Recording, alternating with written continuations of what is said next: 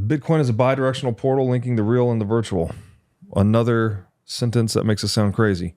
Lowry writes, quote, Satoshi opened a portal from the physical realm into the digital. Oh, I'm sorry. Lowry's quoting Saylor here. Satoshi opened a portal from the physical realm into the digital realm, and energy began to flow into cyberspace, bringing life into a formerly dead realm consisting of only shadows and ghosts, bringing conservation of energy and matter, objectivity, truth, time, and consequences into the digital realm, delivering property rights, freedom, and sovereignty.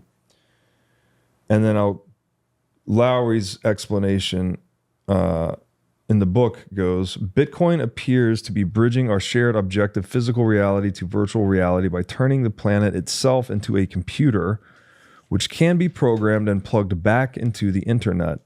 This could theoretically allow people to import the physically constraining and thermodynamically restrictive properties of our surrounding physical environment into cyberspace so that we can create real-world, materially consequential effects in, from, and through cyberspace. As engineers like Saylor have observed, proof-of-work protocols like Bitcoin appear to have opened a portal between the physical realm and the digital realm.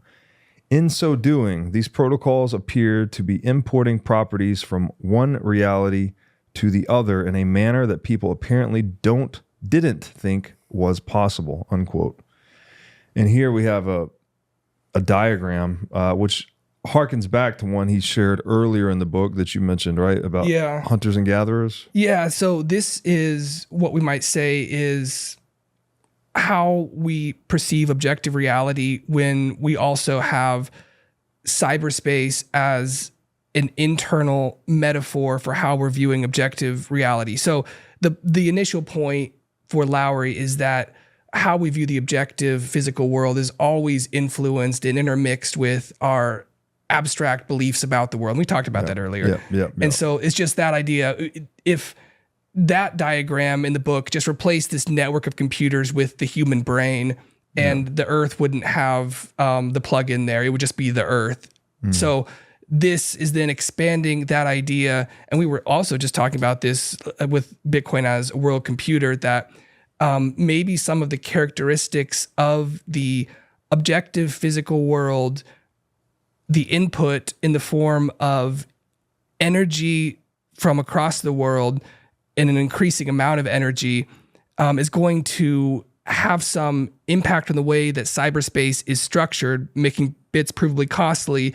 That's then going to give us new metaphors and ways that we look out at the world and structure our view of the world. There's that bi-directional portal in some sense where the virtual becomes more real and the real takes on some characteristics that we learned or derived from the newly real virtual. Yeah. Well, I mean, the internet today is heavily distorted with censorship and all this stuff. And like Bitcoin's definitely purifying of that. So if nothing else, you get an internet that is a more accurate portrayal of actual intersubjective reality, right? Versus the views of a few being widely expressed. You kind of get a good democratization of the views of the many, something like that. And so that, yeah, there's a feedback there, clearly, right? If we see the truth of what other people are thinking and doing, the algorithm's not manipulating what we're seeing. Now, this kind of goes beyond Bitcoin because it gets into Nostr and these other things, but Bitcoin has enabled Nostr even, right? Again, all the developers working on it, the money going into it, like it's all Bitcoin wealth and Bitcoin developers. So even though it may not be built on Bitcoin per se, Bitcoin still enabled the emergence of Nostr. Yeah, we get an internet that looks more like the real world, I think. Yeah, to touch on what I was waiting for that word to come out, which is truth. And I think what we see when we are able to constrain things to the physical world is that we will have an internet that is more true. It is more tied to and grounded in nature and natural law. And it will be, as you rightly, I think, observe, a whole lot less noise and a whole lot more signal, and therefore far more valuable. Yes. And so we think about how much value the internet has brought to the world. Again, this goes into this this takes us into that mind-blowing Bitcoin fixes / changes everything. It rewrites everything about the world. A nation has always been, not always, but sometimes been described as a group of people who collectively agree to forget the same thing.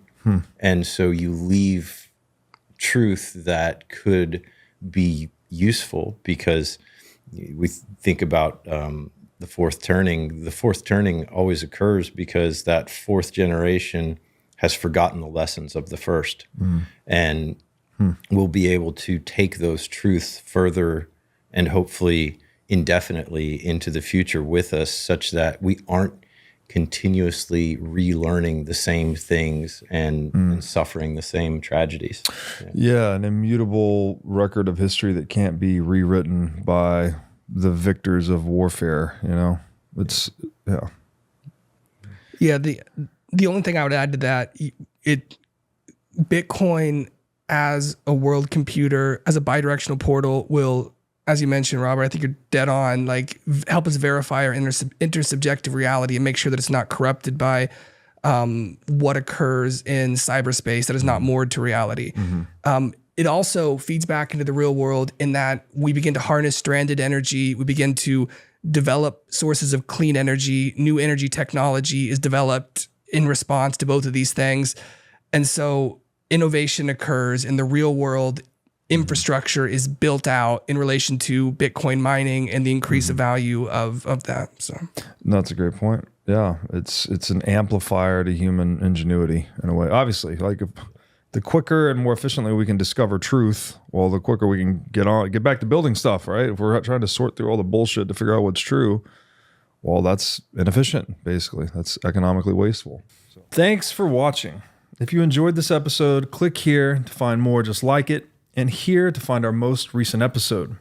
Also, make sure to like this video to help shine light on the corruption of money, and be sure to subscribe to this channel to stay connected.